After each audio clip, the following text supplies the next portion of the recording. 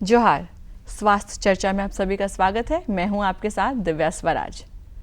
बचपन में हमने अक्सर अपने घर वालों से ये बात सुनी है कि बाहर का पानी मत पीना, या फिर जब खेलने जाते हो तो गंदे पानी के सामने मत खेलना।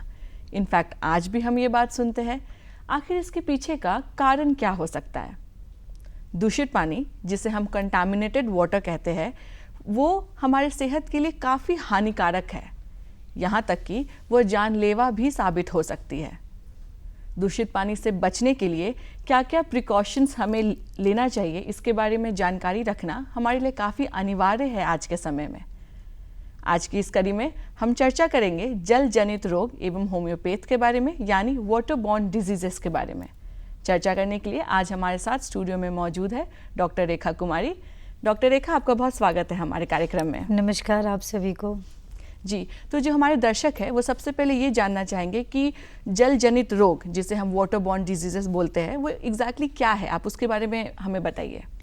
सबसे पहली बात है कि वाटर बॉर्न डिजीज, जल जनित बीमारी, वो बीमारी जो जल में प्रोड्यूस हो रही है, ब्रीडिंग हो रही है। लार्वा है जो एक डेवलप हो रहा है जी। लार्वा वो ग्रो कर रहा है और उस तरीके से वो कंटेमिनेटेड कर रहा है, हमारे अंडरग्राउंड वाटर को इन्फेक्ट कर रहा है, हमारे रिवर्स को, हमारे ये पॉन्ड्स को, लेक्स को, हर जगह।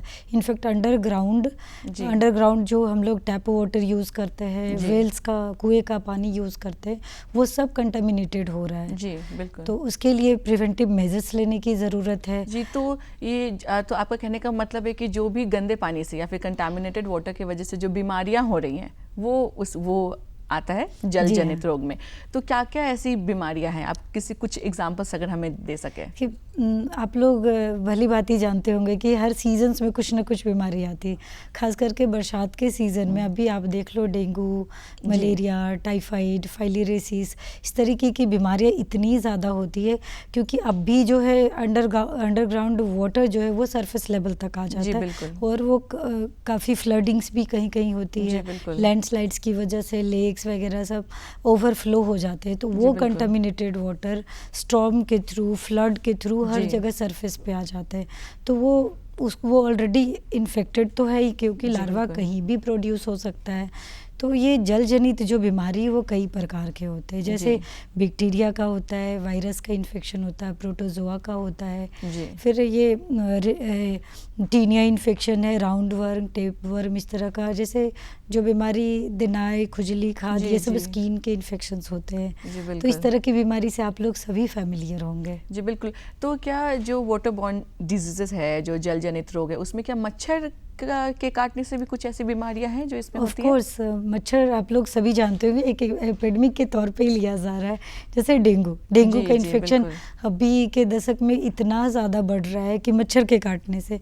वो प्रॉपर होता क्या है, डेंगू का जो मच्छर होता है वो वाटर में जाके लार्वा प्रोड्यूस करता है, क्योंकि वो मल्टीप्लिकेशन इतना हाई, इतना फास्टली करता है, ग्रो करता है और वो इन्फेक्ट करता है। डेंगू के जो इन्फेक्शंस होते हैं उसमें आपको हड्डी टूटने वाला दर्द होता है, बुखार में बोन ब्रेकिंग पेन होता है, और आई में आपको आई इन्फेक्शन, पूरे बॉडी में रैशेस, आप बहुत ही, इसमें प्लेटलेट्स काउंट सडन बहुत ज़्यादा फॉल होता है, जिसमें काफ़ी ट्रीटमेंट की ज़रूरत होती है। ये काफ़ी लाइफ थ्रेटनिंग भी हो सकता है अगर प्रॉपर इलाज ना किया जाए। जी, तो बहुत लोग बोलते हैं कि जो डेंगू जो जिन मच्छरों के काटने से होता है वो केवल दिन के समय में ही काटते हैं। तो बहुत लोग इस चीज़ को लेकर कंफ्यूज भी रहते हैं कि क्या ये सच है या फिर बस ये बोलने वाली बात है, और घुटनों के नीचे ये मच्छर यूजुअली काटते हैं। इसके बारे में क्या बोलेंगे? नहीं, डेंगू का जो इन्फेक्शन है, जो मच्छर है, मॉस्किटो है, वो क्योंकि वो उसका लाइफ स्पेन बहुत कम होता है, मैक्सिमम उसका 1 वीक का वो लाइफ स्पेन होता है, और वो जो काटता है क्योंकि वो फ्लाई बहुत कम करता है, वो आपको मुश्किल से 1 से 2 फीट ही फ्लाई कर सकता है, मैक्सिमम हाइट। इसलिए कहते हैं ना कि जो 7th floor, 5th floor, 3rd floor ऐसे रह रहे हैं, ग्राउंड लेवल पे जो रह रहे हैं उनको मच्छर ज़्यादा काटता है। जी बिल्कुल। तो अब हम जानना चाहेंगे कि क्या कुछ ऐसी बीमारियां हैं जो बहुत कॉमन है, कि जो वाटर बॉर्न डिजीजेस में बहुत ही कॉमनली जानी जाती, कि बहुत ह्यूज अमाउंट में ये फैल रही हो हमारे कंट्री में भी, अगर हमारे कंट्री में सबसे बड़ा एपिडेमिक जो है अब, हालांकि पोलियो इरेडिकेट हो चुका है ऑलमोस्ट, कुछ एक केसेस ही होंगे जो कि अभी बहुत कम केसेस रिपोर्ट हुए हैं। पोलियो भी वाटरबोर्न डिजीज़ ही है। अच्छा, पोलियो एक वायरस है जो वायरस इन्फेक्ट करता है हमारे वाटर को, और वाटर कंटामिनेशन से मेन क्या होता है, जल जनित वाटरबोर्न डिजीज जो है वो particularly human ficus, animal ficus के थ्रू ये स्प्रेड होता है जी। 95% ये क्या करता है, जो एनिमल का स्टूल है, एनिमल का लैट्रिन है, ह्यूमन का जो लैट्रिन है, उसके थ्रू वो स्प्रेड होता है। और हमारा जो अब जैसे बहुत लोग गांव देहात में वो बाहर का उनके पास शौचालय नहीं है, हालांकि अब तो हर घर शौचालय हो चुका है, लेकिन कुछ एक जो इन्फेक्शन से स्प्रेड होते हैं तो खेत में जाके जो लोग करते हैं वही फल फ्रूट्स हम लोग खाते हैं, वो फल फ्रूट्स ऑलरेडी इन्फेक्टेड हैं, क्योंकि एक तो केमिकल इन्फेक्शन जो इंडस्ट्रियल वेस्ट है, केमिकल जो कंटामिनेशन है वाटर का, जैसे आर्सेनिक पॉइजनिंग है, वो बहुत आर्सेनिक का लेवल बहुत ज़्यादा लेवल जो उसका बहुत ज़्यादा लेवल में हो जाता है, तो वो आर्सेनिक पॉइजनिंग करता है, वो लाइफ थ्रेटनिंग है, वो जानलेवा भी है। फिर मरकरी हो गया, फिर लेड हो गया, आयरन, इस तरह का जो है फ्लोराइड 1 लीटर में 1 ग्राम फ्लोराइड है, तो हमारे हेल्थ के लिए काफ़ी अच्छा है, हमारे टीथ के लिए अच्छा है, जो कि दांत वाले रोग नहीं हो सकते, डेंटल कैरीज से बहुत प्रिवेंट करता है। वो कुछ मात्रा में हमारे लिए काफ़ी हेल्पफुल है, और बहुत अगर उसका लेवल थोड़ा सा हाई है, कहते हैं excess is everything is bad, तो फिर वो है कि वो आपको इन्फेक्ट करता है। जी बिल्कुल, आपने बहुत अहम बात कही है। तो अब हम जानना चाहेंगे कि क्या कुछ सिम्टम्स है, जो कुछ अगर कॉमन सिम्टम्स है जिसे देख के हम लोग जान सके, क्योंकि काफ़ी हमारे देश में ऐसे एरियाज़ है जहाँ पे डॉक्टर की फैसिलिटी या मेडिकल फैसिलिटी बहुत कम है, और ज़्यादातर उन्हीं क्षेत्रों में ये देखा गया है कि वाटरबोर्न डिजीजेस ज़्यादा फैलती है। तो ऐसे क्या सिम्टम्स है जो लोग पहचान सके? देखो, सबसे पहली बात है कि अभी जो है ना कि 10 में से 9 जो चिल्ड्रेन हैं, जो बच्चे हैं, 10 में से 9 वो बच्चे डेथ उनका हो जा रहा है, ये डायरियल इन्फेक्शंस है। लगता है कि डायरिया बहुत ही कॉमन सी चीज़ है, लूज मोशन हो रहा है, ये ठीक हो जाएगा, लेकिन अगर प्रॉपर ट्रीटमेंट नहीं हो तो ये बहुत ज़्यादा डेथ एनुअली, मुझे लगता है कि 4 मिलियन डेथ एनुअली ये वाटरबोर्न डिजीज़ की वजह से होता है, और 2 मिलियन जो है कि ये सफ़रर है डायरिया के इन्फेक्शन से जी। ये एक आंकड़े बताते हैं। और रही बात जो सिम्टम्स होती है, तो आप देखेंगे कि सब पहला सिम्टम्स है नौजिया, उल्टी की टेंडेंसी होना, वॉमिटिंग होना, और आपको स्टूल जो है डिसेंट्री बार बार होना। तो ये जो इन्फेक्शंस है ये आपको वाटरबोर्न डिजीज़ में एकदम सिमिलर है, चाहे वो इन्फेक्शन टाइफाइड का है तो उसमें बुखार होगा जी। और अगर वो मोस्टली डायरिया होता है, और फिर कुछ सिम्टम्स ऐसे हैं जिसमें फीवर्स होते हैं, मलेरिया होता है, टाइफाइड होता है, डेंगू होता है, ये सब जो डिजीज़ है इसमें फीवर काफ़ी हाई फीवर्स होते हैं जी। बिल्कुल, तो जैसा कि आपने कहा कि दूषित जल का अगर हम सेवन करते हैं तो ये माना जाता है कि वही काफ़ी मेन रीज़न हो सकता है इस बीमारी का। तो प्राइमरी सोर्सेस क्या है कंटामिनेटेड वाटर की? देखो, सबसे प्राइमरी सोर्सेस ये है कि देखो अभी तो वाटर सैनिटेशन के नाम पे बहुत सारी स्कीम्स चल रही है, बहुत तरह का इनोवेशंस भी हुआ है, लोग अपने घरों में आरओ वाटर्स वगैरह सब इस्तेमाल करते हैं, लेकिन मेन जो रूट कॉजेज़ है वो डिजीज़ स्प्रेड होने का, सप्लाई वाटर हर किसी के घर में है, और जो सप्लाई वाटर जो पाइपलाइंस के थ्रू हमें प्रोवाइड हो रही है उसके सैंपल टेस्ट होने सबसे ज़्यादा ज़रूरी है। अगर वो सप्लाई वाटर के पाइप्स ही लीक हो रहे हैं, क्रैक है, और उसके सराउंडिंग में कोई नदी है, कोई नाला है जो ऑलरेडी कंटामिनेटेड है, तो हम प्रिवेंटिव मेजर्स ये होगा कि वो आप उस सैंपल को हर 15 डेज पर टेस्ट कराने चाहिए जी।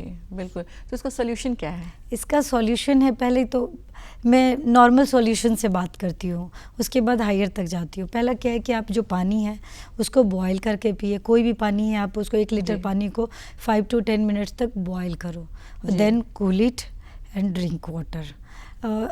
और दूसरी बात है, कहते हैं ना कोविड के टाइम में हम लोग एकदम हैंड वॉश, तो हैंड वॉश जो है ना जी। एकदम रूल बना लेना है। हर जगह ओके, कंटामिनेटेड जी, है, बिल्कुल। हमारा वेजिटेबल्स, हमारा फ्रूट्स, हमारा वाटर, इवन हमारा एयर भी, जो हम एयर ब्रीदिंग कर रहे हैं। बहुत सारे घरों में अर्बन सिटीज़ में तो लोग एयर प्यूरीफायर इस्तेमाल कर रहे हैं, जी, जी, क्योंकि बिल्कुल, इतना हाँ। वाटर लेवल पॉल्यूटेड है। तो वो तो हमने बात कर लिया उन लोगों के जो प्रिविलेज क्लास में जो आते हैं, उन एरियाज़ का क्या जहाँ पे साफ़ पानी मिलना भी मुश्किल है। तो अगर उन लोगों के लिए भी अगर आप कुछ बता सके कि क्या प्रिकॉशंस वो लोगों को लेना उन चाहिए। लोगों के लिए सबसे जैसे जो बहुत हमारा इंडिया अभी जो बिलो पॉवर्टी लाइन से थोड़ा ही अपलिफ्ट हुआ जी, जी। है, तो बीपीएल कैटेगरी तो वो अफोर्ड नहीं कर सकते जी। हैं। तो उनके लिए गवर्नमेंट ने ये एक तो सप्लाई वाटर का किया है, लेकिन वो कितना प्रॉपरली चेकअप हो रहा है, उसका ऑडिट हो रहा है या नहीं हो रहा है, जी, सैंपल बिल्कुल। टेस्ट हो नहीं रहे,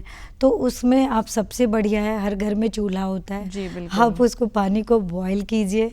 बॉयल जी, एक बिल्कुल। सबसे आसान और एकदम चीपेस्ट मेथड है। शहर में गैस यूज़ करते हैं और गाँव में तो चूल्हे पे जी, खाना बिल्कुल, बनता है। वो बिल्कुल। सबसे, आप पानी को किसी भी फॉर्म में बॉयल करो, चाहे हीटर से करो चाहे गैस कैसे से। करें? दूसरा है आप क्लोरीन का इस्तेमाल करो, जी। क्लोरीनेटेड वाटर, लेकिन एक फिक्स्ड अमाउंट में कितना लीटर पानी में कितना क्लोरीन डालना है, ये जी। सोच समझ के करना चाहिए।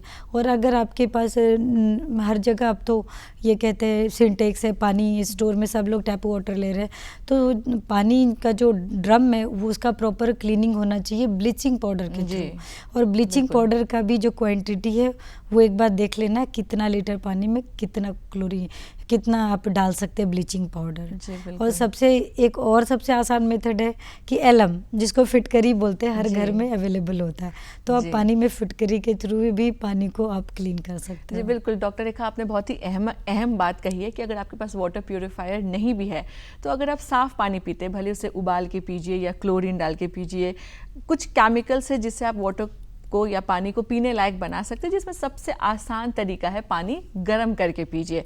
तो वो तो हर किसी के लिए पॉसिबल है ही है। जी, तो अब अगर हम ग्लोबल पर्सपेक्टिव की बात करें, तो पब्लिक हेल्थ सेक्टर में जल जनित रोग का ग्लोबली क्या इम्पैक्ट है? ग्लोबली तो आप इम्पैक्ट ये है कि आप देख लो, इंडिया, खास करके मैं इंडिया के पर्सपेक्टिव से बात कर रही हूँ, तो इंडिया का जो पॉपुलेशन है वो अभी का जो यंगर पॉपुलेशन है वो बिलो 35। जी। तो ये जो हमारा यंगर जनरेशन है ये इससे ज़्यादा इफ़ेक्टेड हो रहा है। एनुअली आप मान के चले 2 मिलियंस डायरिया के केसेस रिपोर्ट हुए हैं। जी। तो इससे प्रिवेंशन ही इसका सॉल्यूशन है।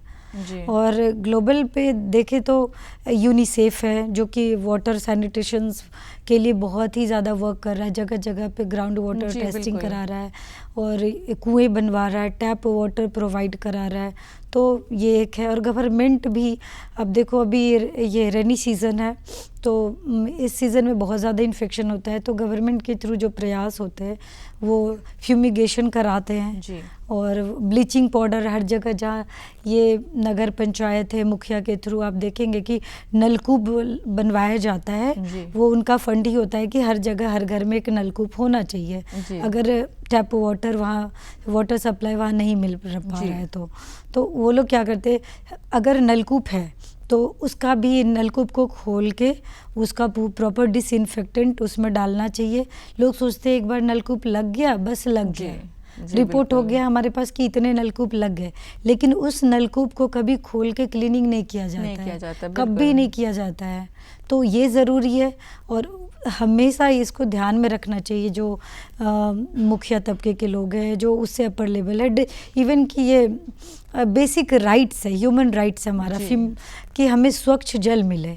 हम यूएस की बात करें तो हम वहाँ पर कभी भी कोई सुनता नहीं है कि आरओ वाटर लगाना चाहिए, क्योंकि वहाँ पे एकदम साफ पानी, आप वहाँ के लोग टैप वाटर पीते हैं। टैप वाटर पीते हैं, बिल्कुल। और यहाँ क्या है, हम लोग tap water, oh my God, नहीं मैं पीऊंगी ही नहीं। वही बचपन से भी हमें यही सिखाया गया कि अगर हम बाहर खेलने जा रहे हैं या घूमने जा रहे हैं तो बाहर का पानी मत पीना, बहुत स्ट्रिक्टली बोला जाता है। आज भी हम वो करते हैं। अगर जैसे कि कल है, अगर सपोज हमारे यहाँ कल भी लगा हुआ है तो कल चापाकल का पानी भी लोग नहीं पीना चाहते हैं आजकल। बिकॉज क्योंकि एक माइंडसेट डेवलप हो गया है, एक कहते हैं ना, एक बिजनेस ग्रो हो गया है।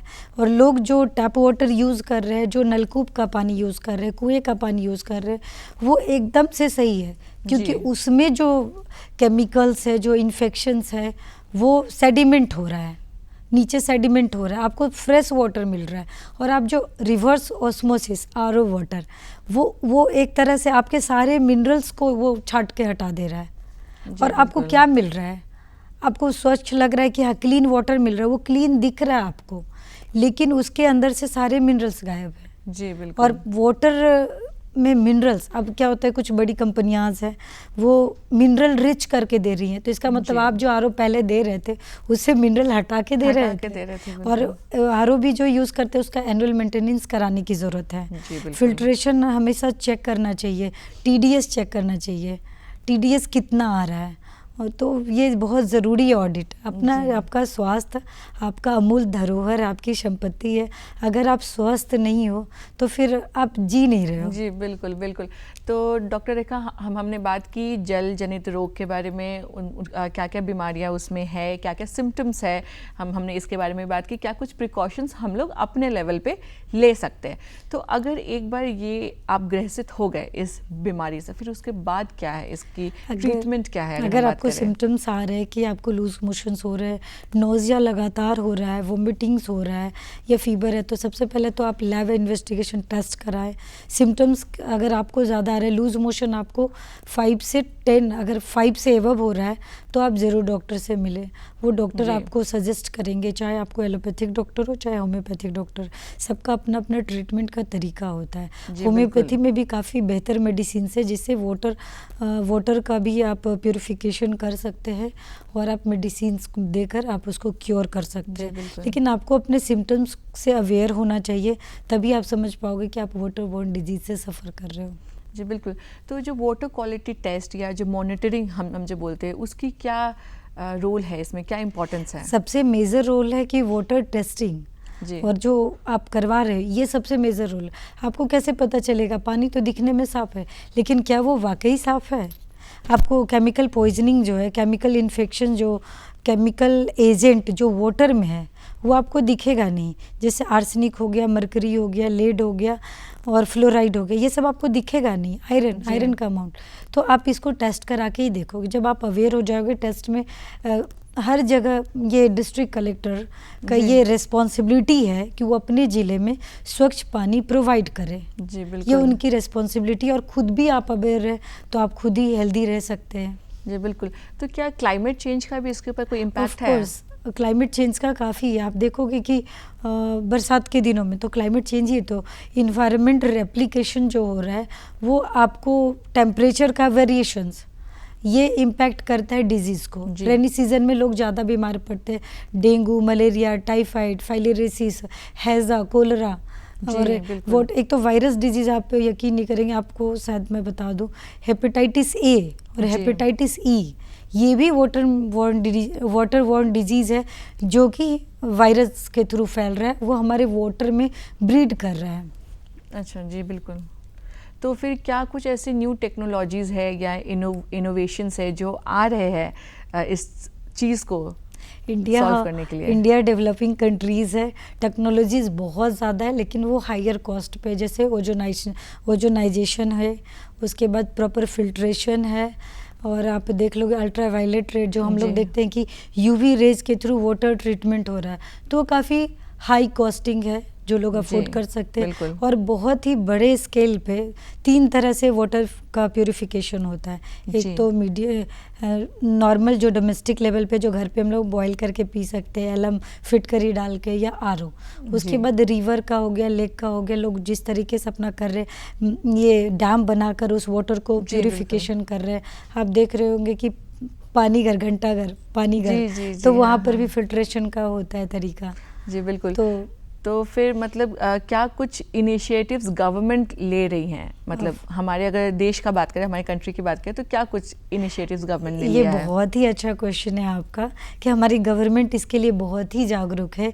जागरूक करने के लिए गवर्नमेंट ने एक तो जल दिवस सेलिब्रेट करते हैं 22 मार्च को, और वो एक तरीके से जागरूकता कैंपेन ही है कि जल हमारे जीवन के लिए कितना महत्वपूर्ण है, कितना अहम है।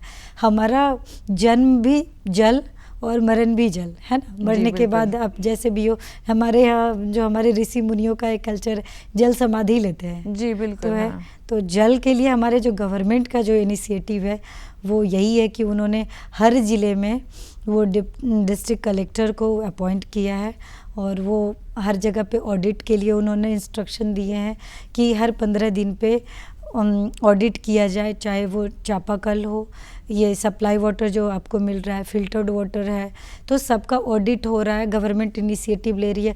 गवर्नमेंट समय समय पे ब्लीचिंग, हर 15 डेज पे ब्लीचिंग पाउडर का छिड़काव करने को देती है। गवर्नमेंट फंड रिलीज़ करती है कि जो आप चापाकल हर जगह हर घर में स्वच्छ पानी मिले, इसके लिए उन्होंने हर जगह नल लगवाया है, चापाकल अगर चापाकल लगवाया तो उन्होंने फंड रिलीज़ किया है कि उसके आसपास चबूतरा बनाओ, क्योंकि वाटर लॉगिंग होगा तो वहाँ पे डेंगू के मॉस्किटोज डेवलप होंगे और फिर वो वाटर इन्फेक्टेड हो गया तो फिर क्या फ़ायदा है नलकूप लगाने का। आप जो भी चीज़ें कर रहे हो, जो भी इनिशिएटिव गवर्नमेंट ले रही है, उसका मॉनिटरिंग प्रॉपर होना बहुत ज़रूरी है हर तबके से। और एक थंब रूल मैं यही कहूँगी कि boil it, cook it, peel it and forget it about water borne diseases. जी बिल्कुल। तो क्या कुछ ऐसे इंटरनेशनल बॉडीज़ है जो इस इशू पे काम कर रही हैं, और इंडिया के साथ भी अगर उनका कुछ ऐसा इंडिया के साथ वो कोलैबोरेट करके बहुत सारी जो NGOs है इस पर काम कर रही है, बहुत सारे इंडियाज़ को फंड भी मिलते हैं। मैं पर्टिकुलर किसी NGOs की बात नहीं करूँगी, लेकिन बहुत तरह के NGOs है इसमें हेल्प करते। यूनिसेफ एक बहुत बड़ी बॉडीज़ है जो कि वाटर सैनिटेशन, प्रॉपर हाइजीन के लिए वो लोग काफ़ी हद तक काम कर रहे हैं। जी बिल्कुल। तो जब हम लोग एक हमारा हो गया कि अर्बन सेक्टर हो गया हमारे कंट्री का, और एक हो गया रूरल सेक्टर हो गया, तो अगर दोनों को अलग अलग तरीके से रख के बात किया जाए तो क्या कुछ चैलेंजेस गवर्नमेंट भी फेस करती है वहाँ पे अगर वो जाती है ऐसा कुछ कैंपेन चलाने, तो क्या कुछ गवर्नमेंट एक तो सबसे अच्छा कैंपेन ये है कि हम दूरदर्शन के माध्यम से इस पर अवेयरनेस कर रहे हैं, और बाकी मीडिया है, न्यूज़पेपर के माध्यम से आप इसको आप कर रहे हो कि नहीं, हर जल स्वच्छ जल, स्वच्छ जल बहुत ज़रूरी है। और पर्सनल लेवल पे भी लोगों को अवेयर होने की ज़रूरत है। गवर्नमेंट के पास चैलेंजेस क्या, गवर्नमेंट चापाकल लगवा दी, ब्लीचिंग पाउडर करवा दी, लेकिन हर चापाकल, हर सप्लाई वाटर, हर फिल्टर वाटर जो प्रोवाइड करा रही है, वहाँ पे मॉनिटरिंग करने के लिए एक बंदा हायर करे, जिसको वो मुखिया लोग अपने कुछ पेमेंट, कुछ रकम देकर उनको मंथली पेमेंट करके उनको अपॉइंट करे। पानी का जो है प्रॉपर सैंपल लिया जाए। तो ये सब नहीं हो पाता है, जिस वजह से डिजीज़ जो है ना, डिजीज़ के रिकॉर्ड्स जो है ना टूट रहे हैं, केसेस बढ़ते जा रहे हैं, डेथ होती जा रही है। तो ऐसा नहीं, इनिशिएटिव लिया जाता है, प्रॉपर इम्प्लीमेंटेशन में प्रॉब्लम है, इम्प्लीमेंटेशन नहीं हो पा रहा सही से। जी बिल्कुल। तो फिर जो कैंपेन्स जो रन होते हैं उसकी क्या इम्पोर्टेंस है जल जनित रोग के प्रिवेंशन में? देखो, कैंपेन का रोल बहुत सही है। अब हम लोग टीवी के माध्यम से बता रहे हैं, आकाशवाणी के माध्यम से लोग बताते हैं, और नुक्कड़ नाटक के थ्रू भी बहुत जगह पे बताया जाता है, हर जल, स्वच्छ पानी पियो। प्रेग्नेंट जो लेडी हैं उनको तो काफ़ी हद तक उनको एकदम से अवेयर रहना है कि बॉईल करके ही पानी पिए। हम लोग सोचते हैं अभी हर कोई RO लगा लेता है क्योंकि सस्ते से महंगे RO मिल जाते हैं, लेकिन वो RO हमारे हेल्थ को बहुत डिस्टर्ब कर रहा है, हमारा हेल्थ ख़राब कर रहा है। तो RO का प्रॉपर मेंटेनेंस बहुत ज़रूरी, अगर आप RO अफोर्ड कर पा रहे हैं तो। लेकिन RO मेरे ख्याल से बहुत सही नहीं है। जी बिल्कुल। बॉयल करना सबसे सही तरीका है। जी बिल्कुल। तो अगर हम अपने राज्य की बात करें, झारखंड के बारे में बात करें, तो यहाँ पे इस दिक्कत की क्या सिचुएशन है? देखो, झारखंड में तो सिचुएशन ये है कि बहुत सारे जगहों पर है कि पानी प्रॉपर अवेलेबल नहीं है। जी आप न्यूज़ में देखोगे बहुत जगह। तो मैं यही रिक्वेस्ट करूँगी कि प्रॉपर स्वच्छ पानी लोगों को मिले। ये एक तो पानी ही नहीं मिल रहा है, तो स्वच्छ मिले या दूषित मिले, लोग तो पिएंगे ही ना, क्योंकि उनके पास रिसोर्सेस नहीं है। गवर्नमेंट की रिस्पॉन्सिबिलिटीज़ है कि वो स्वच्छ जल प्रोवाइड करे, जो कि हमारा फंडामेंटल बेसिक राइट्स है। और इसके लिए गवर्नमेंट जो कैंपेन कर रही है वो काफ़ी नहीं है। उसके लिए डिस्ट्रिक्ट कलेक्टर अपने लेवल पे, मुखिया अपने लेवल पे, हर लेवल पे हायरकी से सीधे अगर टॉप टू बॉटम जाए तो फिर वो अवेयरनेस बहुत ज़रूरी है। जी बिल्कुल। लोगों को लग रहा है सिर्फ मुझे पानी मिल जाए, और जी। वो कैसे सोचेंगे कि मुझे कंटामिनेटेड वाटर है कि मुझे क्लीन वाटर मिल रहा है, प्योरीफाइड वाटर मिल रहा है। उन्हें पानी तक नहीं मिल रहा है। कई जी, कई ऐसे बिल्कुल। जगह है जो कि आप खूंटी वाले एरिया में देखेंगे, क्योंकि मैं न्यूज़पेपर में रीड की हूँ तो मैं खूंटी का नाम ले रही हूँ। उधर काफ़ी मतलब पानी की किल्लत है। जी बिल्कुल। तो हमारा जो देश का जो पॉपुलेशन है, कौन सा ऐसा सेक्टर है या फिर कौन सा ऐसा एज ग्रुप है उस पॉपुलेशन में जो सबसे ज़्यादा इन्फेक्टेड है? देखो, मच्छर तो देख के नहीं काटेगा कि किस पॉपुलेशन को हम काट रहे हैं, बच्चे जी। को काट रहे हैं, बड़े को काट रहे हैं। और इस बारे में बात करना कि कौन सबसे ज़्यादा ये मतलब ईजिली इन्फेक्टेड हो रहा है, तो बच्चे ना समझे, उनको मालूम नहीं है। बड़े तो हाथ बार बार धोते हैं, है ना। जी, जी। लेकिन बच्चे नहीं कर पाते। बच्चे जो स्कूल गोइंग बच्चे हैं, जो बहुत छोटे, बार बार मिट्टी छूना, गंदा छूना, फिर मुंह में ले लेना, तो बच्चे इसके लिए मैं कहूँगी कि बहुत ज़्यादा इसके लिए वो है। तो आप कुछ उन पेरेंट्स को अगर कुछ बोलना चाहेंगे कि वो कैसे अपने बच्चों को बचाए? पेरेंट्स के साथ साथ में बड़ों को भी, जो पेरेंट्स हैं और ख़ास करके गुलगप्पों के पास जो भीड़ लगती है तो कंटामिनेशन तो जी। हर जगह है। तो आप खुद भी अवेयर रहें और अपने बच्चों को भी समझाएं, सिखाएं कि एकदम हैंड वॉश करना है, क्लीन वाटर पीना है। आप आरओ का पानी प्रोवाइड करें तो लेकिन आरओ का प्रॉपर एनुअल मेंटेनेंस कराते रहे, टीडीएस जी। चेक करते रहे। टीडीएस मोस्ट इम्पोर्टेंट है। आप मानोगे नहीं, हर घर में मुझे लगता है कि लगभग आरओ का मिल जाएगा आपको। जी बिल्कुल, बिल्कुल। सस्ते से सस्ते आरओ, महंगे से महंगे आरओ। जी, तो लेकिन बिल्कुल। मैं यही कहूँगी कि अगर आप प्रॉपर मेंटेनेंस नहीं करा रहे, नहीं टीडीएस चेक करा पा रहे, तो आप बॉयल करके अपने बच्चों को पानी जी, दीजिए। बॉयल बिल्कुल। Water is a safe water, purified water. तो boil it, filtered it, and आप उसके बाद आप उसको कोई भी पानी को पहले आप 5 से 10 मिनट बॉयल करो। जी, डॉक्टर रेखा, आपने बहुत ही सरलता के साथ हमारे दर्शकों को इसके बारे में बताया, उसके लिए आपका बहुत धन्यवाद। धन्यवाद आपको भी। जी, आशा है कि जो हमारे दर्शक हमें आज देख रहे हैं उन्हें काफ़ी कुछ सीखने को मिला होगा, काफ़ी कुछ जानने को मिला होगा। तो दर्शकों, आज हमने बात की जल जनित रोग के बारे में, यानी वाटर बॉर्न डिजीजेस के बारे में। क्या कुछ हार्मफुल इफेक्ट्स है इसके, कैसे आप बच सकते हैं और अपने बच्चों को बचा सकते हैं। आज का अगर आप हमारा ये कार्यक्रम दोबारा देखना चाहते हैं तो हमारे दूरदर्शन झारखंड के यूट्यूब चैनल को ज़रूर विजिट करिए। स्वास्थ्य चर्चा के तमाम एपिसोड्स हमारे यूट्यूब चैनल पे अपलोडेड है। तो इसी के साथ हम आपसे मिलेंगे अगले कड़ी में। तब तक के लिए जोहार, धन्यवाद।